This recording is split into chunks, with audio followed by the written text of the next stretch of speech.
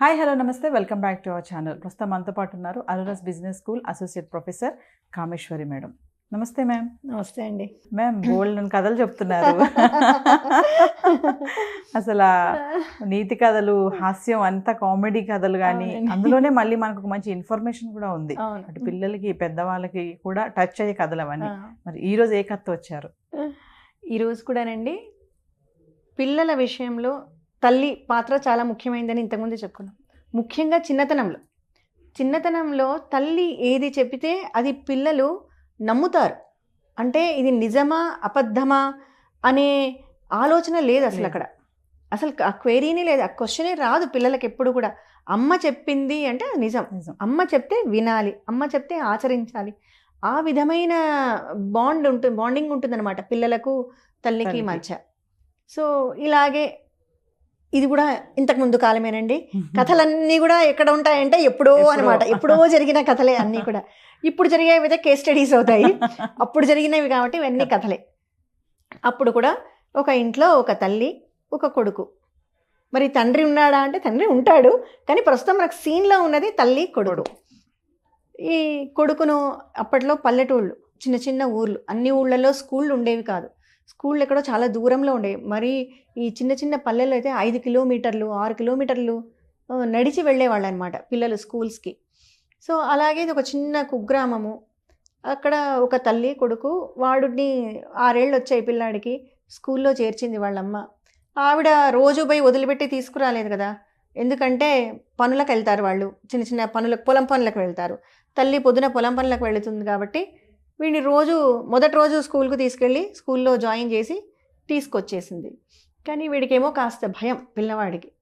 అమ్మ నేను ఒక్కదాన్నే ఎట్లా వెళ్తాను, అంత దూరం ఒక్కడనే వెళ్ళాలి. మార్గం కూడా ఎలా ఉంటుంది పల్లెల్లో, మీరు ఎప్పుడన్నా చూసారా? అసలు పొలాలు ఉంటాయి.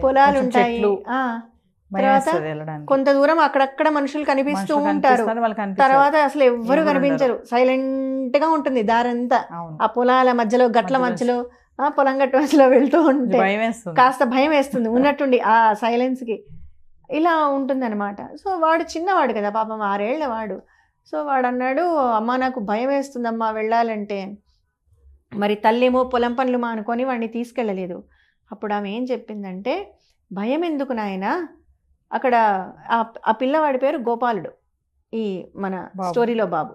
వీడు గోవిందుడు ఉన్నాడు కదా అక్కడ, నీకు రోజు గోవిందుడు తోడొస్తాడులే, స్కూల్ వరకు తోడొస్తాడు, మళ్ళీ రిటర్న్లో కూడా ఉంటాడు, గోవిందుడు ఉంటాడు.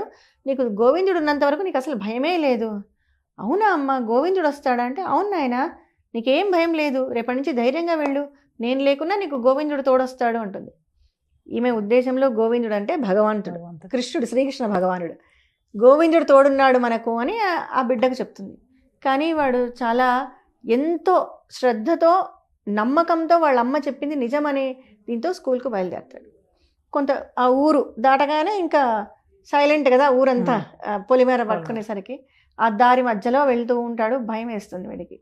గట్టిగా గోవిందా గోవిందా అని అరుస్తాడు. ఎక్కడున్నావు నువ్వు, మా అమ్మ చెప్పింది నువ్వు వస్తావని, నువ్వు రోజు స్కూల్కి నాతో వస్తావని మా అమ్మ చెప్పింది, మరి నువ్వు ఎక్కడ కనపడట్లేదే, ఎక్కడున్నావు, నాకు భయం వేస్తుంది, తొందరగా రా అని అరుస్తాడనమాట. అరవగానే ఇంతలో ఒక ఫ్లూట్ సౌండ్ వినిపిస్తుంది. వెతుకుతూ ఉంటాడు. అక్కడి నుంచి అదే వయసున్న ఇంకొక పిల్లవాడు వస్తాడు, ఏదో పశువులు కాచుకునే పిల్లవాడు అక్కడి నుంచి వస్తాడనమాట. ఎవరు నువ్వు అంటే, నువ్వే కదా పిలుస్తున్నావు గోవిందా అని, నేనే గోవిందుడిని వచ్చాను అంటాడు. ఆహా అవునా, మా అమ్మ చెప్పిన గోవిందుడివి నువ్వేనా అంటే, నేనే. సరే, ఇద్దరు బాగా సరదాగా ఆడుతూ పాడుతూ ఆ స్కూల్ వచ్చే వరకు ఆ ఊరు దాటిస్తాడనమాట. మళ్ళీ స్కూల్ అయిపోయి అబ్బాయి కొంత దూరం ఆ మార్గంలోకి వచ్చేసరికి మళ్ళీ గోవిందుడు వస్తాడు. మళ్ళీ కరెక్ట్గా ఊర్లోకి వచ్చే వరకు తోడుండి వెళ్ళిపోతుంటాడు. ఇలా రోజు గోవిందుడు గోపాలుడు ఇద్దరూ కలిసి స్కూల్కి వెళ్ళడం, స్కూల్ నుంచి రావడం, ఇది జరుగుతూ ఉంటుంది.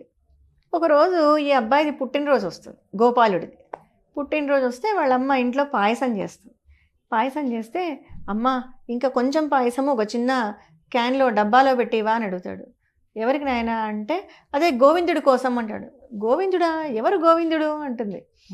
అదే ఆ రోజు నువ్వు చెప్పినావు కదా, గోవిందుడు రోజు స్కూల్కి పోయేటప్పుడు నాకు తోడొస్తాడని చెప్పావు కదా, ఆ గోవిందుడే అంటాడు. ఆ గోవిందుడా, నేనేం చెప్పాలి, నేనేదో ఊరికే ఏదో భగవంతుడు అనే ఉద్దేశంతో అన్నాను, ఏ గోవిందుడు లేడు కదా అని ఈవిడ అనుకుంటుంది. అని ఎవరు అంటే, లేదమ్మా రోజు వస్తాడు నాతో పాటు స్కూల్కి వస్తాడు అని బాగా ఎక్స్ప్లెయిన్ చేస్తూ ఉంటాడు. సరే ఇంకా ఈవిడ అనుకుంటుంది ఇదేదో మహిమ ఉంది చూడాలి అని చెప్పి, సరే ఈరోజు నేను కూడా వస్తాను నీతో పాటు, నేను కూడా గోవిందుడిని చూస్తాను, పద పోదామని ఆ పాయసం తీసుకొని బయలుదేరతారు ఇద్దరు. బయలుదేరితే మార్గం తను ఎక్కడైతే రోజు గోవిందుడు వస్తాడో ఈ అబ్బాయిని కలవడానికి అక్కడికి వెళ్ళి పిలుస్తాడు. గోవిందు గోవిందు మా అమ్మ కూడా వచ్చింది రా ఈరోజు అని పిలుస్తాడు. ఎంతసేపటికి రాడు. ఎంతసేపటికి రాకపోయేసరికి ఇంకా ఏడవడం మొదలు పెడతాడు. ఓ అని ఏడ్చేస్తాడు కూర్చొని. ఎందుకు నువ్వు రాలా, ఈరోజు నా బర్త్డే, నీకు నా పుట్టినరోజు రోజు పాయసం పెడదామంటే నువ్వు రావట్లేదు అని ఏడుస్తాడనమాట. అని ఏడుస్తూ ఉంటే, నువ్వు తాగవా ఈ పాయసము, నువ్వు తాగవా అని అంటే అక్కడి నుంచి ఒక సౌండ్ వినిపిస్తుంది. నేను ఎందుకు తాగను, నువ్వు ఇచ్చిన పాయసం నేను ఎప్పుడో తాగేశాను, నువ్వే ఏడుస్తున్నావు అక్కడ అని. ఎవరు మాట్లాడుతున్నారు అని వాళ్ళు అటు ఇటు తిరుగుతూ చూసేలోపు అక్కడ ఒక చిన్న పాడుబడ్డ గుడి ఉంటుంది. అక్కడ చిన్న కృష్ణుడి విగ్రహం ఉంటుంది. ఆ లోపలికి వెళ్తే ఆ కృష్ణుడి మూతికి అంతా పాయసం ఉంటుంది. అది చూసి ఆ అబ్బాయికి ఇంకా అంటే ఆలోచన ఇది తెలియదు, కానీ అర్థం చేసుకునేది తల్లికి అర్థమైపోతుంది ఏం జరిగింది అంటే. ఎప్పుడైతే మనము ఒక మంచి స్వచ్ఛమైన మనసుతో, పిల్లల మనసు అంటాం చూడండి, అందుకనే అంతటి ప్యూర్ ఉన్న పిల్లలు వాళ్ళు ఏమనుకున్నా కూడా అది జరిగిపోతుందంట. సాక్షాత్తు భగవంతుడే వస్తాడు అంటే నమ్మకం.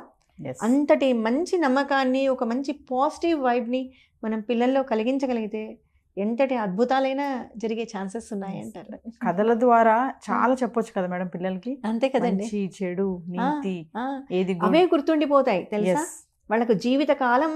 ఇప్పుడు అసలు మనము అనకూడదు కానీ బయట చాలా సంఘటనలు వింటున్నాం, చాలా భయంకరంగా ఉన్నాయి చిన్నపిల్లల విషయంలో.